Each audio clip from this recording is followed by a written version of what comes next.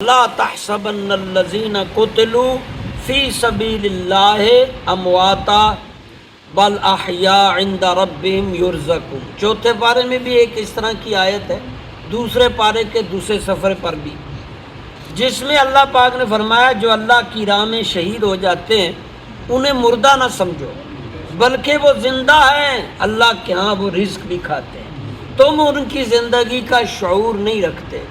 تو حضرت امام حسین اور آپ کے ساتھی جو 72 شہداء تھے وہ یقیناً شہید ہے۔ کبھی کبھی وہ تاریخ والے اپنا منطق اپنا ذہن لڑاتے ہیں کہ سامنے مارنے والا بھی مسلمان ہو مرنے والا بھی مسلمان ہو تو شہید کون ہوگا؟ مسلمان کو مسلمان مارے شہید کون ہوگا؟ میں نے اسے کہا بھی مسلمان مارنے کی بات نہیں، بات یہ دیکھنی ہے، مذہب کی بات نہیں، بات یہ دیکھنی ہے جو حق پر کھڑا ہے، حق پر ڈٹا ہے، حق کے اوپر ہے، وہ اگر شہید مر جائے، قتل ہو جائے، گولی لگ جائے یا مار دیں یا فوت ہو جائے یا کاٹ دیں، جو حق پہ کھڑا ہوا بندہ مارا جاتا ہے وہ شہید ہوتا ہے۔ اس کو مارنے والا خواہ وہ مسلمان ہو، حاجی صاحب ہو، میاں صاحب ہو، عالم صاحب ہو، کوئی بھی ہو، ولی اللہ ہو، مفتی ہو، پیر ہو، جو حق پہ مرے گا، حق پہ کھڑا ہوا وہ شہید ہے۔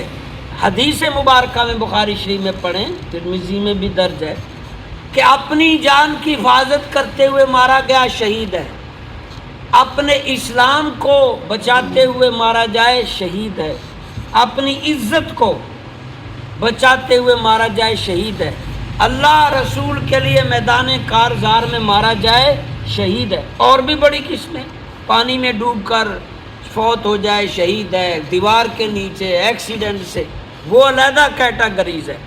لیکن میدان کارزار میں امام حسین جو نکلے تھے، اب یہ حق کے لیے نکلے تھے، وگرنہ وہ یزید چاہتا تھا کہ امام حسین مذہبی خلیفہ بن جائے، یعنی جتنی اسلامی ملک ہیں ان کی مسجدیں اور دینی معاملات ان کا سربراہ یہ بھی خلیفہ ہو، اور باقی جہاں مال آتا ہے، فوج ہے، پولیس ہے، اس کا میں خلیفہ بن۔ تو خلیفہ تو نہیں رہا نا، خلیفہ اصل میں اسسٹنٹ کو کہتے ہیں، اور حضور صلی اللہ علیہ وسلم نے حالانکہ ابو بکر صدیق کو سلیکٹ کر دیا تھا کہ میرے بعد یہ جا نماز، اور اپنی زندگی میں 21 نمازیں ابو بکر نے پڑھائی، لیکن اس کے باوجود خلافت کے لیے ابو بکر سے بیعت کی گئی، صحابہ نے ووٹ دیے، عمر کی باری بھی ووٹنگ ہوئی، عثمان غنی باری بھی ووٹنگ ہوئی، علی کے بارے میں بھی ووٹنگ ہوئی، امیر حمزہ حضرت امام حسن کے بھی ووٹنگ ہوئی، امیر معاویہ کو ایک علیحدہ علاقہ دیا ہوا تھا، وہ بھی بعد میں کچھ علاقے جو امام حسن کے ساتھ کمپرومائز ہوئے تو ووٹنگ ہوئی، لیکن اس کے بعد خلافت ختم۔ یہ ووٹنگ نہیں تھی، یہ آمریت تھی، یزید قبضہ کر گیا تھا اسلامی ملکوں پر، یہ آمریت مسلط کر رہا تھا، اس کا وہ حقدار نہیں تھا۔ اگر ووٹنگ کراتا، صحابہ بیعت کرتے، لوگ بیعت کرتے تو پھر وہ سمجھا۔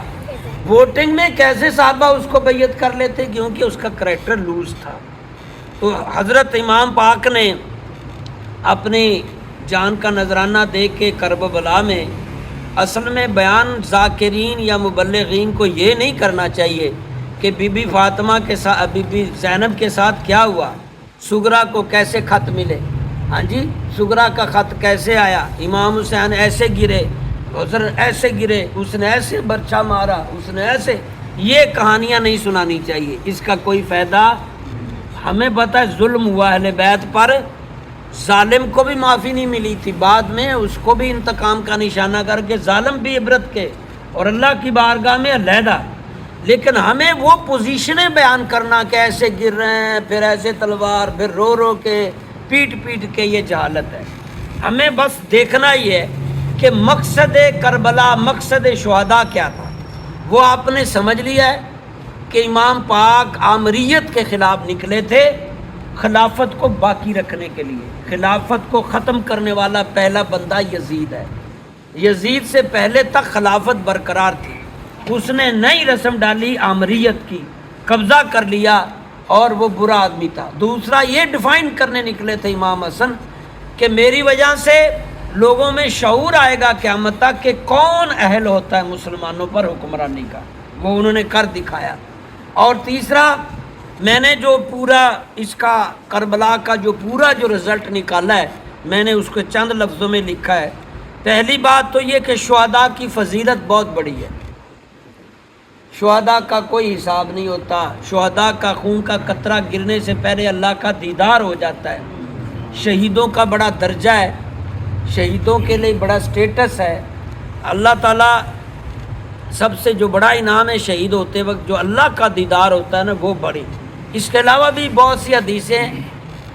اور دوسرا، حضور صلی اللہ علیہ وسلم کا حسین کے ساتھ جو محبت کرنا ہے، وہ یہ ثابت کرتا ہے کہ حضور کو پیارے رسول صلی اللہ علیہ وسلم کو دنیا میں سب سے زیادہ پیارے حسین تھے۔ حسین منی وانا من الحسین، فرمایا کرتے تھے حسین مجھ سے ہے، میں حسین سے۔ جس نے حسین سے محبت کی اس نے حسن حسین سے محبت کی، اس نے مجھ سے کی، اور جس نے حسن حسین کے ساتھ نفرت کی اس نے مجھ۔ بلکہ حدیث میں موجود ہے کہ مما تعالیٰ حب آل محمد صلی اللہ علیہ وسلم ماتا جنت، مما تعالیٰ بغض آل محمد ماتا دوزخ، مما تعالیٰ بغض آل محمد ماتا کافرہ۔ یہ تینوں حدیثیں میں نے سنا دی ہیں۔ اہل نبی، اللہ نبی اور اس کے اہل بیت سے محبت کرتا ہوا جو فوت ہوگا وہ جنت میں جائے گا۔ بلکہ ایک جگہ ماتا شہیدہ کا بھی لفظ ہے کہ اللہ اس کے رسول اور اہل بیت یعنی حضور کے گھرانہ، مطلب امام حسن حسین اور ان سے محبت کرتا ہوا فوت ہوگا، شہیدوں میں لکھا جائے گا۔ محبت پریکٹیکل، لفظی نہیں، پریکٹیکل جیسے وہ کرتے تھے۔ اور نفرت کرتا ہوا اہل بیت سے فوت ہوگا، جہنم میں جائے گا۔ اور دوسرا، تیسری بات، ایمان، حق، عدل، دین کی حفاظت کے لیے حسین نے قربانی دی، بادشاہت کے لیے نہیں۔ بہت کچھ دے رہا تھا یزید، نہیں، ایمان کو باقی رکھنے کے لیے، ورنہ چپ کر کے حسین بھی بیعت کر لیتے، باقی صحابہ بھی، تو پھر یہ سمجھا جانا تھا کہ کوئی نہیں، کوئی کبا شبا، کوئی مشرف، کوئی باجوہ شاہجہ، جڑا مرضی آ جائے کر لو، جدو حسین نو جو کر لے، جو جا آ جائے شرابی کو بھی کہنے کرو دیو ووٹ، جدو امام حسین نے دے دیا۔ قیامت تک بتا گئے کہ برے کو ووٹ، یہ ایمان بچا گئے، فائن کر گئے ہیں، باقی آپ کی مرضی ہے، دیندے ویسے برے نہیں ہیں۔ مولوی دی ووٹ بکسی جو ووٹنگ نہیں نکلتی، خالی ڈبے نکلتے ہیں، پہلے تو بیچارہ کھلو نہیں سکتا، کوئی بیچارہ ہمت کار بھی لاوے تو ووٹ نہیں نکلتا۔ ایمان کے لیے کربلا میں حسین شہید ہوئے، حق کے لیے حسین کی شہادت نے حق اور جھوٹ کو علیحدہ کر دیا، عدل کے لیے اس شہادت نے عدل کا معیار، دین کی حفاظت کے لیے، اور ذاتی مفاد کچھ نہ تھا۔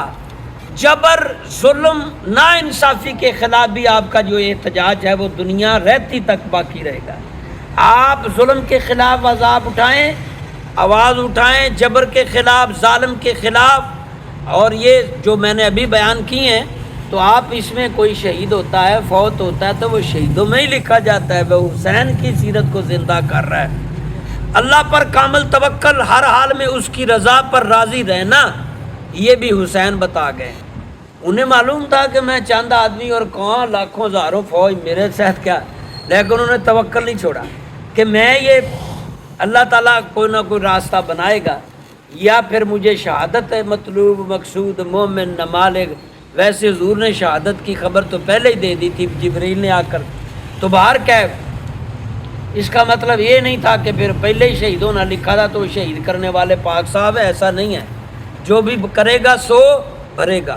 اہل بیت سے محبت کا اللہ کے نبی بیان کر رہے ہیں اور وہ ظلم کر رہے ہیں، تو باہر کیف رسول اللہ کے اہل بیت سے محبت، احترام، پاکیزہ کردار کی پیروی کرنا ہی ہمارے ایمان کی بقا ہے۔ آخری بات،